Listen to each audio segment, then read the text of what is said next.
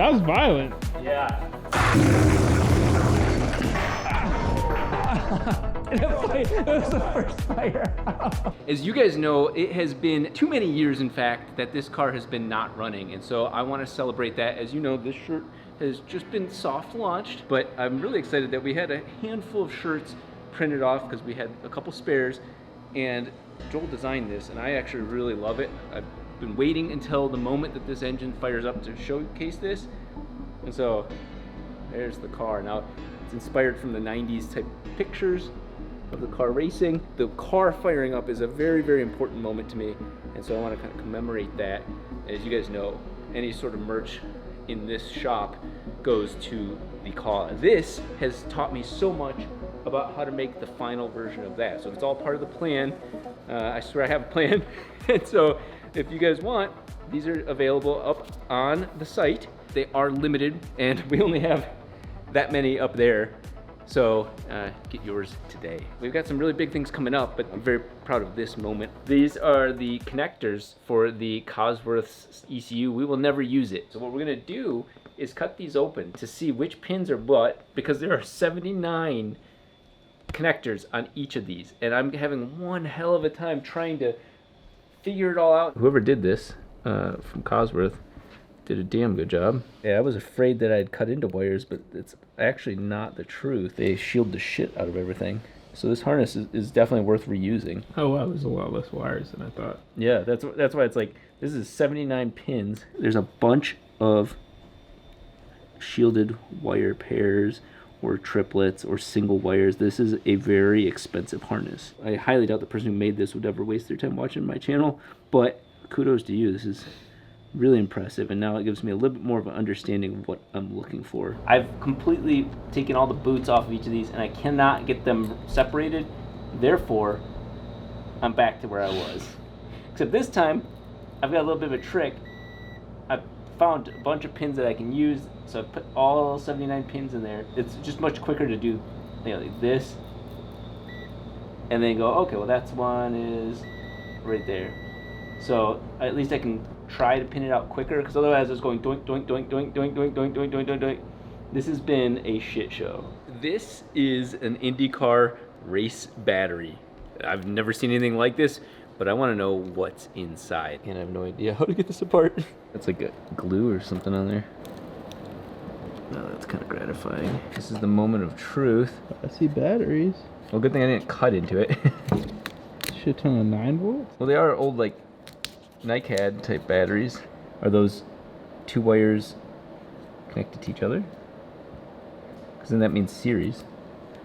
But I want to... Oh, that's fine. Yeah. I'm kind of wondering what it tastes like. That's the first question you had.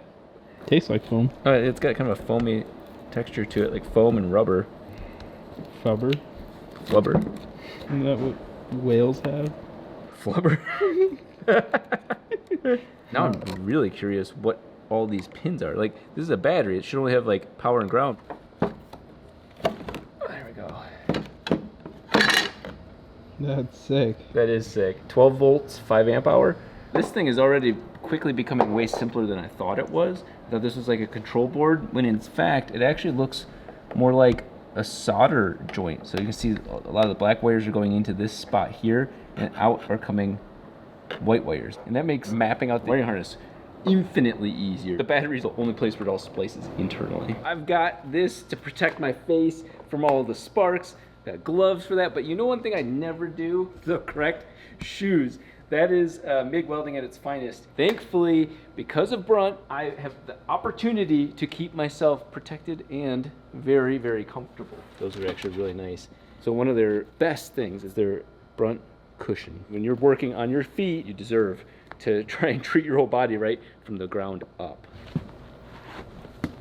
That is nice. So what are these boots good for? Well, just about all of the hazards that are here in this shop, including this, they're even EH rated. What does that mean? Electrical hazard. It's actually almost more grip than without the water. They're waterproof as well. Every danger and hazard that's in this shop, that is exactly what these are meant for. As much as I want to showcase this feature, they are oil resistant. They're brand new, so I want to baby them until I inevitably scuff them, and then they really become work boots. So if you're looking for a boot that can take the brunt of all the abuse around here, look no further than right here. Brunt boots. Get $10 off your first order using my code right here, and if you don't absolutely love these things, you can send them back.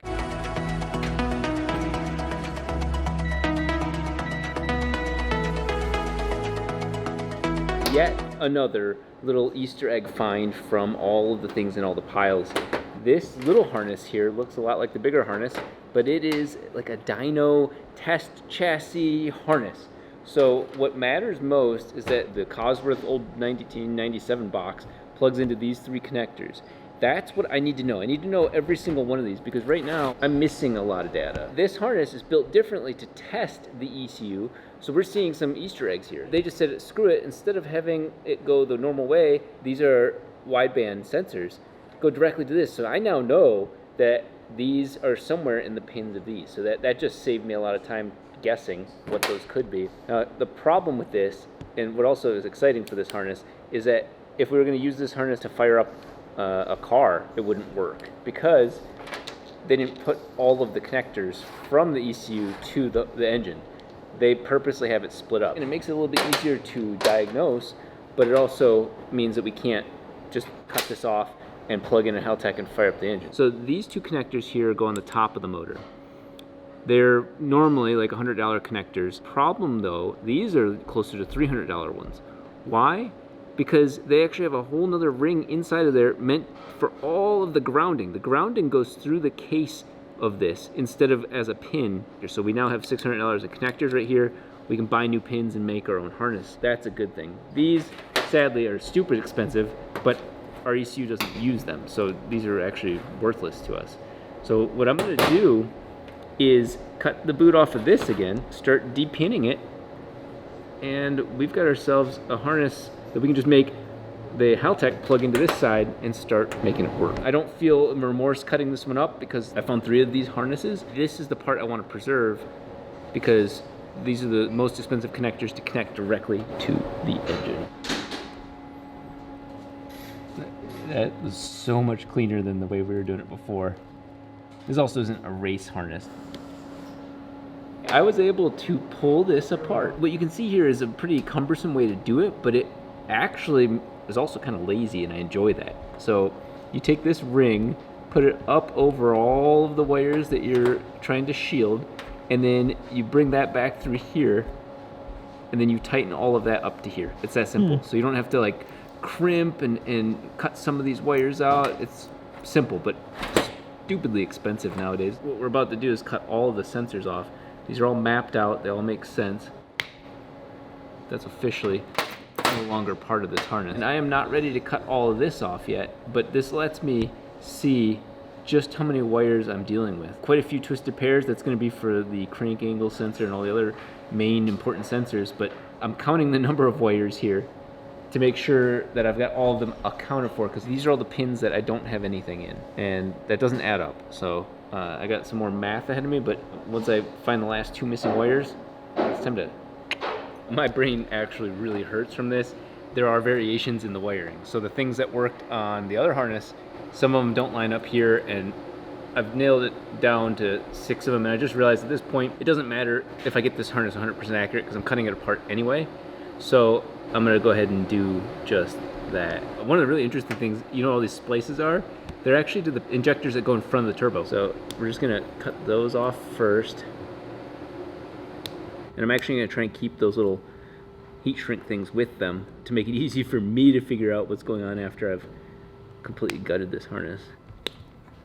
So gross to just destroy something so beautiful. I did a shit ton of work. They were all twisted in there. Wait, so you labeled all of those connectors pin 1 through whatever, but now you don't know which wire is which. Yeah, that's why I was avoiding doing this, is that now I have to go redo it when I go to start making the Haltech connector. The important part was that I tried making the base from it. So that's ECU connector 3. I now have to do the same thing for this one. At least if I know roughly what is going to this stalk, I can start pinning it. But this has been very, very difficult. I cannot wait until I have the Haltech connected to this connected to the engine, and then watching all of the sensors start moving. This is the aftermath of Joel leaving me with too much caffeine and other stimulants in my system. Bad, bad friend. I had an excess amount of energy last night, and I wanted to channel it into something that requires that energy. What better than sorting pins? Now, this is a set of pins that were sent to me from a fan. I paid for it, and it's all military mil-spec, literal mil-spec wiring. And the cool part is that the IndyCar is actually built off of mil-spec, not Autosport. And as something as simple as these two connectors here, these look like Autosport connectors, and you always hear me say mil-spec, and I'm actually referring to Autosport. These are both 14s, which means they're the same size. Ignore the pins, that's the second number. Watch when I clock them the exact same way. They're flipped. And so mil-spec and Autosport actually cannot be interchanged. They actually will have the same exact pin layout, and this one will be the same. But this side and this side, these double fins that lock it in place, are 180. Awesome part is, I took a dyno harness that we found at Ed Pink's and de-sheathed it. And something that makes me very excited, every sensor is shielded twisted pair, and there's 3 wires in there. So there's ground, there's 5 volts, and the signal. That can help me kind of trace back which pins are which. On the other end, they were not spliced together at all. They would take all of these shields, and then every single one of these damn pins went to the ECU. So I have no idea which one's ground, which one's whatever. And to make matters worse, this is all white wire, and so somebody used these little heat shrink things to tell themselves what wire's which. It doesn't help me at all. At least this gets me a little bit further, and the really good thing about this is these are $70 and $150 connectors. So once I crack the code, I can make a harness that connects the Haltech, and we can fire this damn engine up.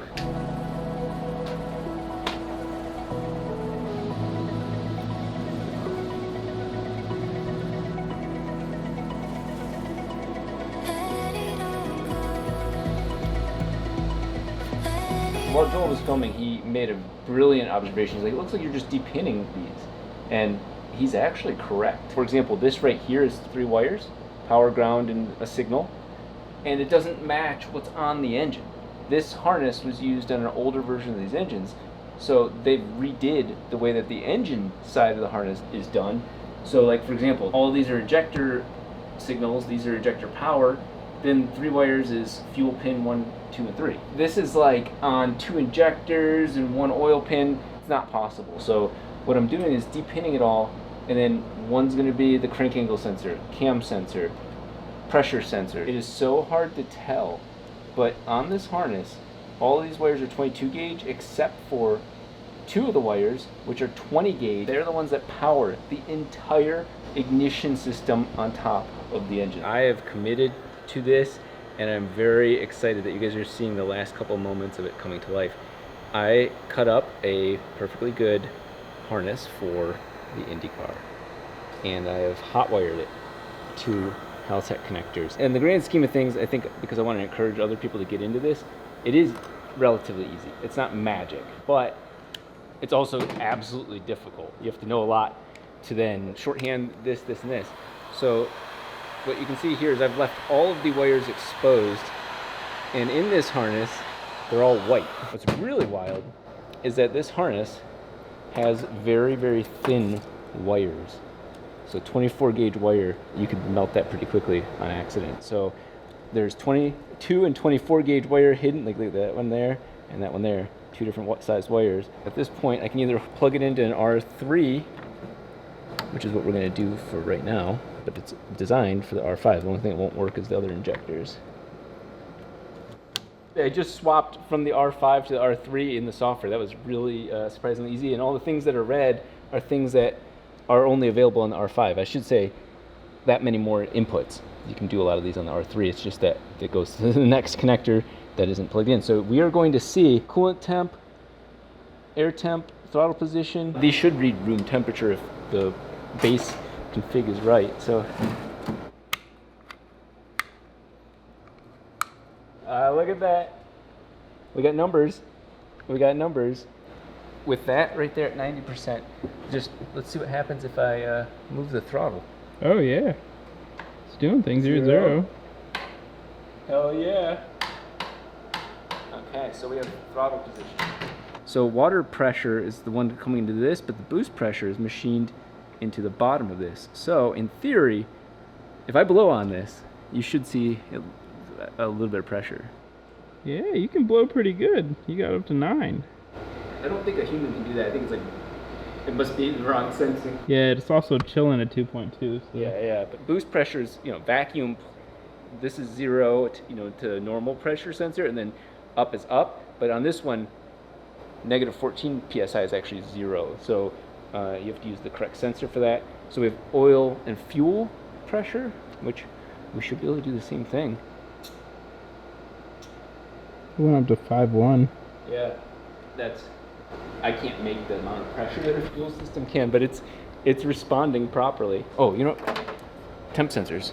So I can see that they're not reading, but that doesn't mean that they're off. So oil temp goes to 4.9, so 5 volts. It's just sitting there waiting to go. And once I plug the sensor in, you should see it 4.3. It's working. The only thing we need to do is set 4.3 volts to room temperature. Do all that shit inside of here. It's not anybody's temp sensor, so it's not gonna read anything. That's where this gets a little bit more complicated. Yeah, this gets a little bit more complicated. Oops. So yeah, see, pull up disabled, re-enable it, and we're back to 4.3. So we're consistent there. Same thing with intake air temp. Let's see if that one's working. Set the pull up. Okay, that one actually might not be connected. 4.3. Hell yeah. Okay. They should read the same exact voltage because it's room temperature. And then the last one is coolant temperature. 0. Good. Enable. 4.3. So all of our temp sensors are working. These are actually PCI ring injectors. The fuel gets in from the side and then shoots out here instead of straight through. Instead of trying to find all these injectors, we're just going to plug quite a few of these in.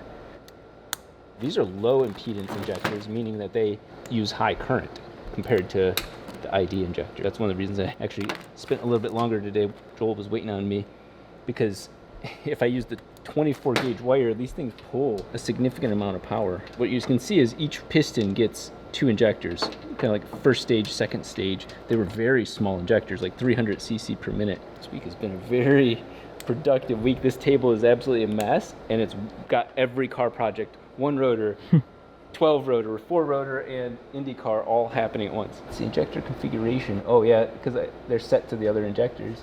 So it already knows that they're the wrong injectors.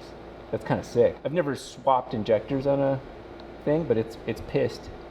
The R3, I don't think has enough injectors to do so. I think we're actually stuck just with 1 stage for the moment. If I did the wiring right, 1A should click. Yeah. Yes. Okay. It's gonna have to be 2A. Yeah. All 8 injectors on stage 1 are all there. So we're gonna see how many of them fire up.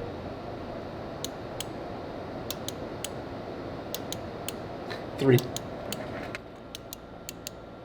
Oh, you hear that? Yeah. It just randomly.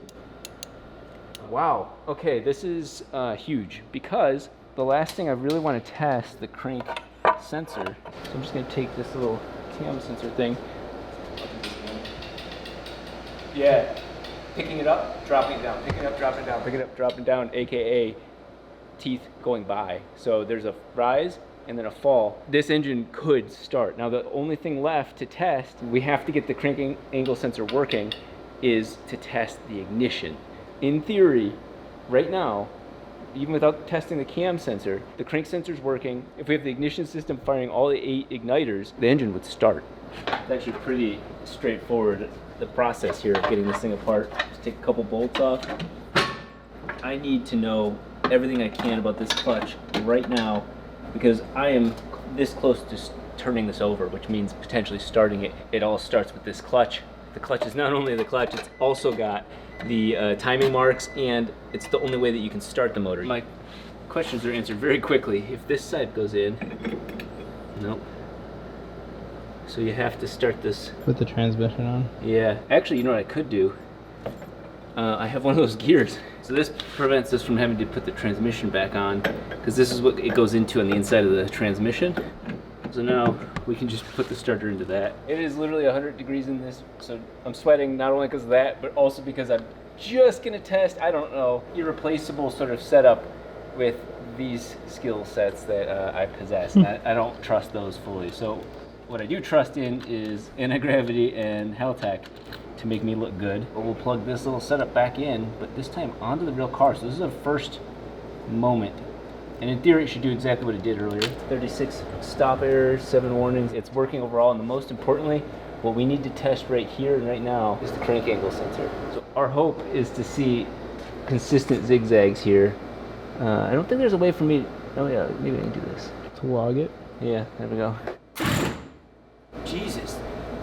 Nothing yet. Okay. I've been looking. Wow, okay. Stop there for the moment. I logged it to the PC, and it says 1,000 RPM, which that caught me off guard. We couldn't see it, but maybe it did. No fucking way it's working. That's great. I straight up didn't see it. I didn't see it either. It's gonna be super confused because it has the extra T. It fucking worked. Those are each of the times I turned it over.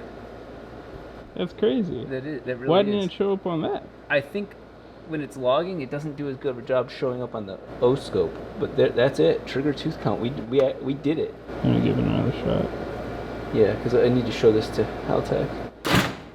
Oh, I see it. Did it? Yeah, it's clear. There we go. Yeah. Okay, there we go. That's what I needed. That's what I needed right there. Hell yeah. That's so sick. That is so sick.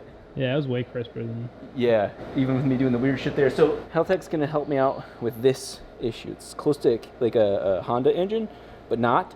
So I think for one of these, since I have spares, I'm gonna grind 2 teeth off. So this is actually a 12 plus 1 random tooth. So it's 12 plus 1. The Haltech software lets you do anything minus. So you can actually take 2 teeth away. You could take this tooth, and even this one, doesn't matter. And it's a 12 minus 1. So it expects 12, and then when there's a gap, it knows to reset. So I have to choose this tooth and one of these two, probably to keep it simple. And we could fire this up on a Haltech. Holy shit, this is working. This is what I love, having about 36 teeth per revolution. This is what I'm used to. The important thing is the IndyCar does not have that luxury. Now, what is interesting is you have to think there are 36 teeth to do 1 full cycle of engine. This, on the other hand, is a piston engine, and it actually has to go around twice to do 1 full thing. So technically, while this is only 12, 13 teeth, it's actually 24 if you're trying to compare apples to apples to like engine angle and when combustion occurs. Nonetheless, I wish I had 60 teeth. Haltech is going to work on making an update for this, but they've got bigger things. They got stuff for you guys to do, so I have to take a back seat to that. And so I'm going to grind off 2 teeth, which is going to make this less accurate. But I went and did all the math and looked at each of the 4 spots where the flat plane crank fires and found that I can get rid of this one, which I have to, and then I can get rid of this one here. Nothing is occurring after that until this tooth, nothing like in terms of I need ignition. Maybe injection, but piston engines are way less sensitive to injection timing per se. So every single time the engine's about to ignite, I make sure that there's a tooth still there before it ignites. So it's compressed in, and then there's the tooth, and then there's the top dead center. So it knows that's the most information it can get to know when to fire. So that way we don't backfire or do weird shit. That leaves this tooth and this tooth to be grinded out.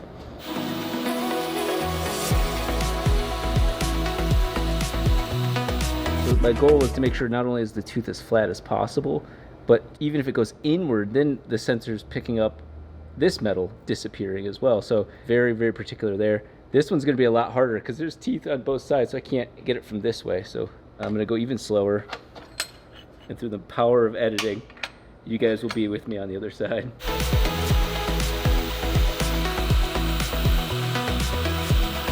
That is a permanently modified flywheel, and I feel pretty good about it. I'd love to recoat those, but it makes me want to like machine the whole ring off and put like a higher detailed ring. But modern technology has gotten better, but doesn't change the fact that this is still one of the fastest cars on the earth without modern technology. I need to make sure that lines up, otherwise we're way off on anything we do from here on out. So this will go on this. The timing is on this. So there's top dead center. We have all of that on, which now means that the R3 should be able to think that this is the correct pattern. It's got both the cam sensor and the crank sensor working in a way that the computer can recognize. So that means the computer will then tell these spark plugs to start sparking. If that happens, I will be over the moon. It just matters that it ignites, because this box is a mystery box to me to control. We have these little baby spark plugs. They're non-resistor, so they create a lot of electromagnetic frequencies, and that's one of the reasons everything's shielded in this motor. But we're hoping to see these dance. Now, here's something very interesting. On all of our other cars, every single coil has its own wire. So you, I want that one, I want this one, I want this one. This is not the case. This is called a twin distributor setup, which old school, 2 distributor caps, and then they're like, so inside of the cap is what dictates what fires, but it's firing off each cap. This is interesting because there are only 2 wires of input, and it's actually left and right bank, as far as I know. I could only get this by hand to fire off one. It never was able to pulse because I'm not a computer. We'll see if we can get it to play nice as a twin distributor setup. All in all, that means that I want to see 8 spark plugs sparking. I did not see anything. But... Okay, we'll stop there for a second. There's the missing tooth right there. Yeah. So then I also have engine angle, and look at that. So it's got some weirdness going on there. It sees the space and then resets. So that's good. I'll have to dig into that more, but it should be firing the engine.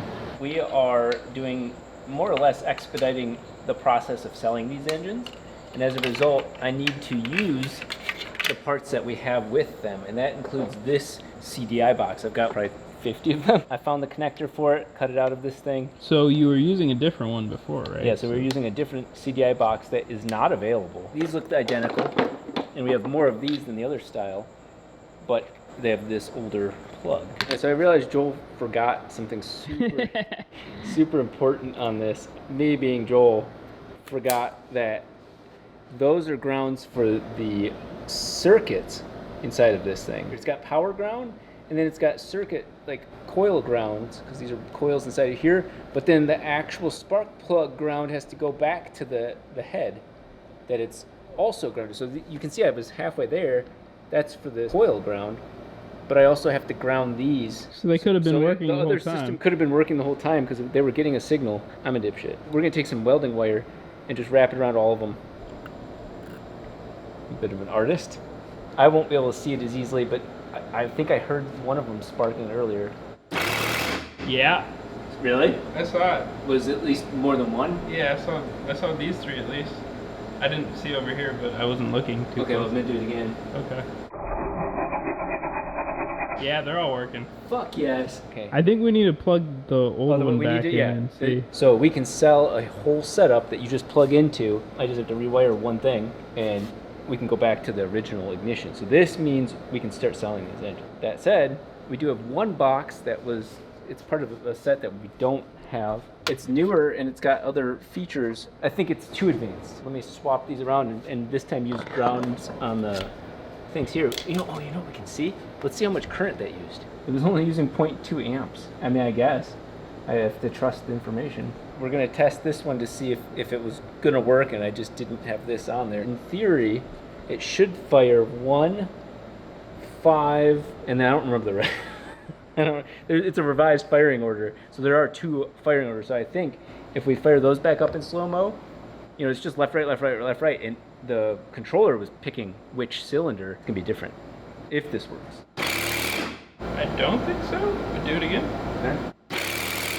No. These do need that additional controller. That's fine. I could actually make it work with the Haltech. It might give us a little bit of extra control, but it's going out of our way. We want to work with what everybody else who buys an engine from me has, so no harm, no foul. This has been pure hell, and I hope you guys enjoy the outcome from this, but I have slaved away at this, and it's 96 degrees outside. It's like more than that in the shop, and we have the crank sensor working, the cam sensor working. All that means is that the ignition can finally work at the same spot, and I think we're this close to finally tuning the timing, so setting timing. So let's see. This thing is on its last leg, but I think it should be okay.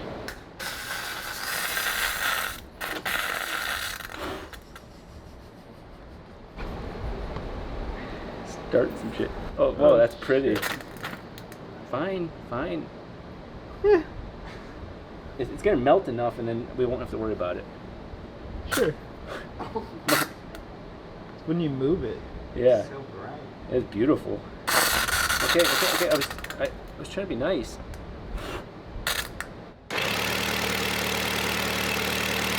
That is almost exactly on. That was some math and some guessing. And we have a IndyCar motor timed. Since we have gotten the ignition system figured out, I believe this will be kind of easy to diagnose, but this is the grapevine of injectors. And I think they actually have to be installed this way. You can't get the connectors on once they're in the engine. It's gonna be kind of hard with the damn fan, but we need the fan to survive.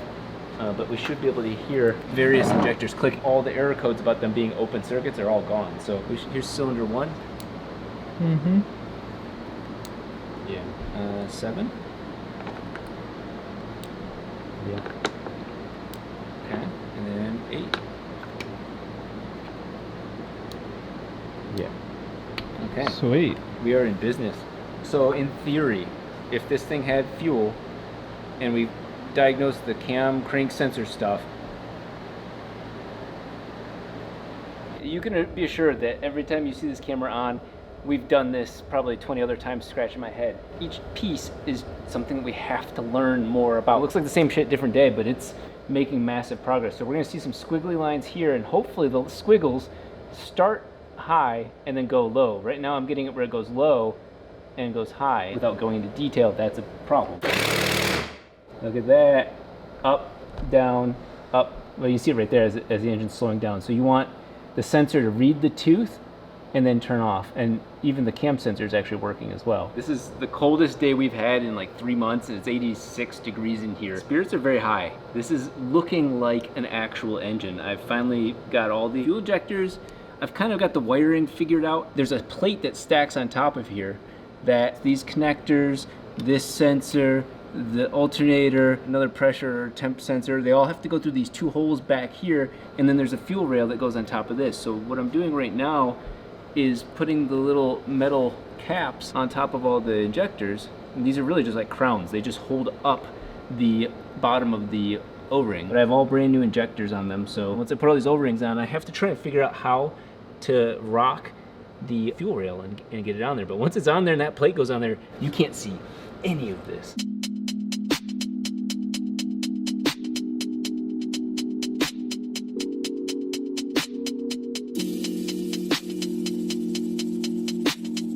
My theory right now is to put this half of them all on and then hook the other half. I got this whole side on. This is looking promising. So we just need to get this to drop in. I didn't get as frustrated as I was expecting to get, to be honest. Thankfully, Joel found O-rings for these and all the runners. That plops onto here, but that's not what goes on next. So this plate, it's a really weird intermediate step. Shove this guy through here. So then on this side, we have something similar. We have the other injectors. We have the oil temp sensor. Makes nice, simple sense. This is a big moment because I've never done this with this motor. We have to hook this over the boot. This is what holds the manifold in place, and then we have to put, I think they're M8 bolts in there, but the fuel rail itself is held in here and here, and that holds it up. Here's the really exciting part, which is the slide throttle. First time this engine, that's beautiful. Thank God we bought 20 motors so we could build one.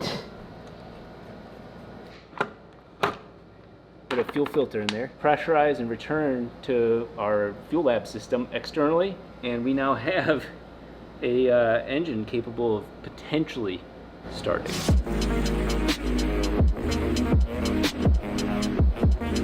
The theme of this week has been just, let's use the Fuel Lab external surge tank to do some crazy shit. The fuel filter and regulator are in here, so it's kind of cool. This is a filter, and it actually filters from the center out. So we need pressure going into here. This fuel goes around here, goes through the rail, and then comes back and returns through here, and then goes back into here. But there is one little side adventure.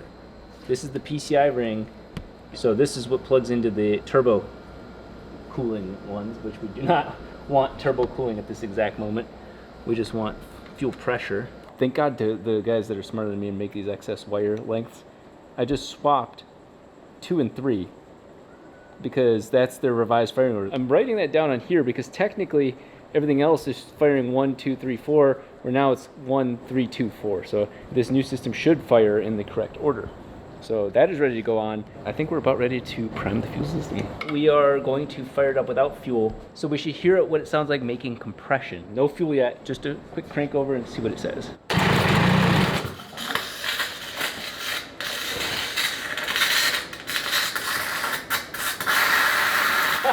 No check engine lights at all. We are going to power on the fuel system. We won't see anything, but we should hear the pump do that, and then we'll watch for fuel spilling everywhere somewhere.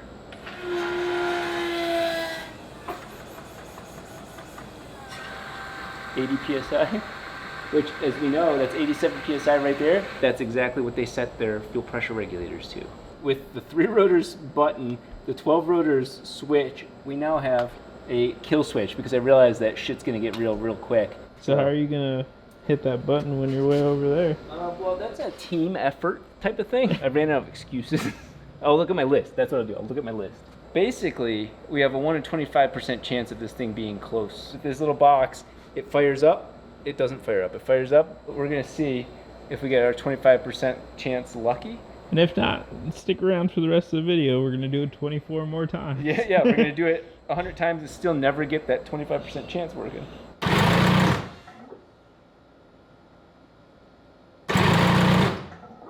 This engine's primed, ready to go. It's just ignition that is kicking our ass. Because of all the really wild and crazy things we want to do and do it on a Haltech, I bought this little box. $2,000, it's ridiculously expensive. Here's our current box. This is the entire ignition system. It only uses 2 20-gauge wires to power it, and you have all 8 coils. Now the thing is, this does not have 8 inputs. It just has 2. The computer system was smart enough to tell it left, right, left, right, left, right, and you could reset it to get it back to 1. And there's no distributor here. There's nothing telling you where the engine is. It's keeping track, both the computer here and this, separately. This has its own brain. The problem is, Haltech doesn't like boxes like this, and nor should it. This is a very obscure thing. So there's no way for the Haltech to reset this. There are 2 ground wires, and then there are 4 coils. The grounds actually really ingeniously go through these, and the bolts ground them to the block, and that completes the circuit. We will take this box, 2 power, 2 ground, and then 8 signal wires to the ECU, and then this side is basically mimicking this. We got 8 coils, 4 grounds. That seems to make sense. And then now, when this box says, hey, I want to fire off cylinder 1, you know what, 2, you know what, 4, you know what, it can do it individually. All 8 are separate, and the Haltech loves that, and I love that because the Haltech won't forget the order of this. It doesn't matter. That should allow us to fire this up the first time, because that's the only issue we currently have stopping us from starting the IndyCar engine. This officially is the first thing I'm wiring to the IndyCar with the intention of using it in a race environment. So you can see I'm busting out Kevlar. I'm actually using it to hold the wires in place. I want to make sure that my harness, even these kind of test harnesses, live up to the rest of the car. So what is this? That's going to plug into there. And inside of this is all 8 individual cylinders. So we can tell 1 through 8 to turn on and off, as well as, crazy enough, all the power to spark this thing up to 225 millijoules. There's a lot of power without a lot of wire. And in fact, I didn't have 20 gauge wire, so I used 18 and cut it down a little bit. And so this is oversized. Insane that you can do that. And the one that sucks that I have to figure out how to do is wiring these 2 into here. I have finished my first part of the harness, and that then just goes to the Haltech mess over here. It's extra long on purpose because I'll cut it all down, but what I think will end up happening, but it'll hide and say here, and then come out here. The thing that you guys are joining us for is this. These are very expensive coils, and I'm cutting them up. I will never do work that clean. It feels so destructive. These are actually auto sports. Right now we're gonna use just DT connectors and repin this. So I'm curious to see what colors they use inside of this little harness. I'm gonna guess white and white. They do love their white. And also white. Wait, no. Oh, there's blue and black. Yeah, shit. Okay, so what we do know is that each coil's got its own power. This is grounded to the block, and you'd expect it to be the ground. Seems like my meter's dead, but then I go over the blue, both blues, that's chassis ground or engine ground, where the actual black wires do not go to chassis ground. And so I'm a little confused because on the older style, there's only 6 wires, and I've got a little bit of digging to do, but it's a good thing that we're going to be using really cheap connectors because we have some diagnosing and testing. We're going to use the older style set, which look identical other than the fact that they have 6 wires, and to keep it simple, they have little numbers on them. These are what the coils look like if you guys are curious. I'm swapping them back to their original position, which you can tell by the way the wiring harness wants to go, and they're just held in to these little plates. This is just simply putting it back to how it was, so that way the wiring from 1987 that says the right numbers is actually correct. I spent a large part of last night getting this to this point, and I realized something crazy about, well, coils I think in general, but these coils specifically. You can't test them easily, and you can't disconnect them. So when I go to test wire 1, which they have, 1, 2, 3, 4, and then the 2 grounds, every single thing is within 1.5 ohms of resistance. So I'm gonna just go ahead, put this here. What the fuck's calling me right now? Steven? Nah. That's my really good friend. Point that I'm trying to make is that that's a ground, but we'll pick any wire here. Pick another wire here. And they all do the exact same thing. So the reason why is that coils are quite literally, it's a coil of wire. So it actually makes it very hard for me to test other than lighting them up and seeing what happens. Here's the last of the harness. I'm going to show you guys this before we terminate it. It's slightly overbuilt because these should be 20 gauge. They're 18. And then these are 16 gauge. So these will all go to one side and these will all go to the other side. It's going to be hard to see if we get spark, but we'll know. Our goal right now is to have that bolt line up right there. Whoa, that was almost exactly on. This is a very pivotal moment for this. I've got spark plugs working exactly consistently for the first time, and that was what was holding us up the most. Tighten these up and then pressurize the fuel system. I'm actually kind of nervous because I know it should work. If it goes nuts, I just have to run over there and get that connector. God damn. Woo-hoo! Oh, that's an official first fire. Yo. Oh, I'm done. I'm done for the moment. That's gonna fire. That's this close to firing. That last one is. She's getting angry. We gotta do a couple more things before we actually let it go because it will hurt the motor. So we are finally out from under the hobbit hole where we've been doing all the work up to this point. We're going to split these two again. There's a couple small things that we need to finish between there. Mostly it has to do with hoses and lines. And ideally, we would have the 2 hoses running from here to here, here to here, and we would be putting fuel here. There's some coolant things, but most of the oil line that goes from the tank to the tank needs to have a line because as soon as the thing fires up, it's going to be shooting it everywhere. But our goal is to get this thing idling for about 30 seconds before coolant becomes a problem.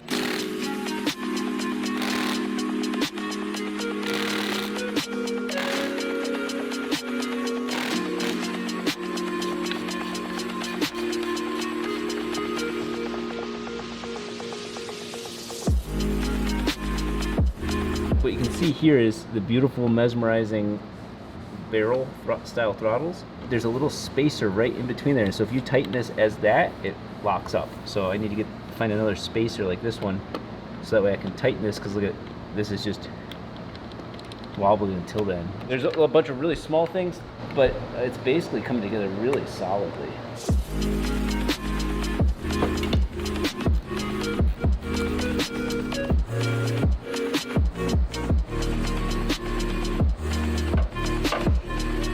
These use what's called a Wiggins clamp. Now, a Wiggins clamp is a company, Adele Wiggins, that clamps these on, and the best way to put it is the Vibrant clamps are those but better. The problem is Vibrant doesn't make 3 7/8, an inch and a quarter. There's no use other than like an IndyCar. So I'm stuck with the situation of what do I do with these? And right now we want to loop this bottom line straight up to this top line. You can see I spliced it, and it's just not gonna work unless I cut this clamp off and then just clamp it to this metal. So I'm not gonna lie, I thought putting that blue towel would like get ripped, but it did exactly what I was hoping and prevented any aluminum from getting inside of it. So we got a nice little lip here from the weld. Hopefully that gives us just enough to clamp onto. This might surprise a lot of people, but I'm going to be using Restore and Protect for this. In fact, that's what we've been turning it over with. And I'm using a thin oil. Oils are actually a lot more similar than you think. There are details, obviously. This isn't VR1, but it's pretty damn good oil. We're swapping to their engine mounts just to keep everything simple, but these ones right here are head bolts. I'm just torquing them to approximately the correct torque, and then these just hold the engine mount, so it's not really a big deal. I swapped over to the stock ones only because mine kept galling up, but I didn't have these sick steel inserts. This cart is so fucking sick. Finn said that he doesn't have the strength to do his side. Well, I think I have strength to do both. Oh no! It's all in the hips. We can throw some nuts, more nuts at it.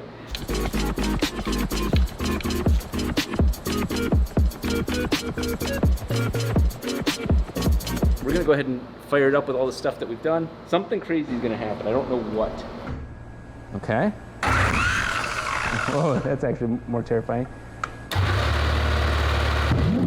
Okay, there we go. Woo. That was scary. It's in there. It's still burning. Good. Okay, we're clearing it up. That's hot. That's so sick. I'm gonna set it to the other number. I'm surprised nothing happens. This, key it off. Keep that on. Here's that stupid ass air. Smoking out the intake. Oh, that's a backfire. Look at that. That stupid box fires by itself when it turns on.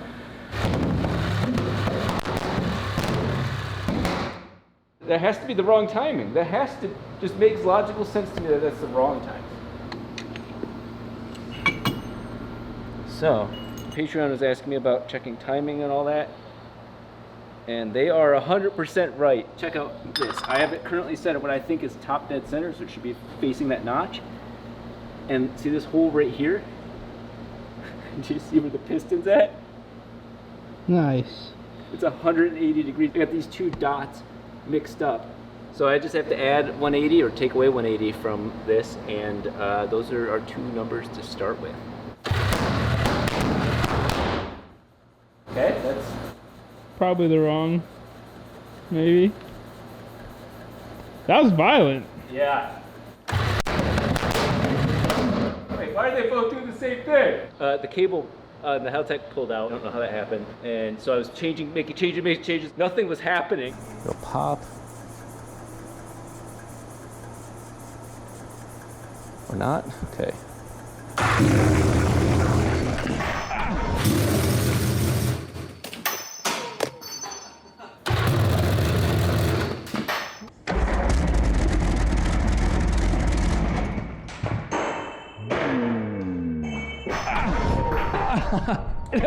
That was the first fire. Are you okay? I'm alive. We did it. Where everybody's okay. That was fucking crazy. I saw it fly over there. That was crazy.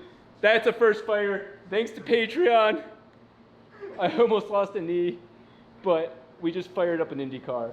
It just took off when it fired, huh? Off. That was nuts. It was like, whoa.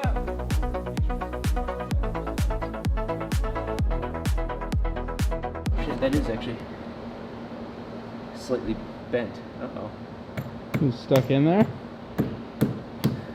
I think, oh, you know what it did is it just moved the clutch discs. There we go. Oh, sweet. Yeah. So yeah, that thing had so much mass that it was able to pull the discs and twist it. There you have it. The first fire on the IndyCar engine with a ragtag group of guys. It'll idle, it'll run. We are there. And that is a really crazy place to be. We're about to learn a lot while doing a lot very, very quickly. But nonetheless, we're gonna scream this thing up to 15, 16,000 RPM very soon.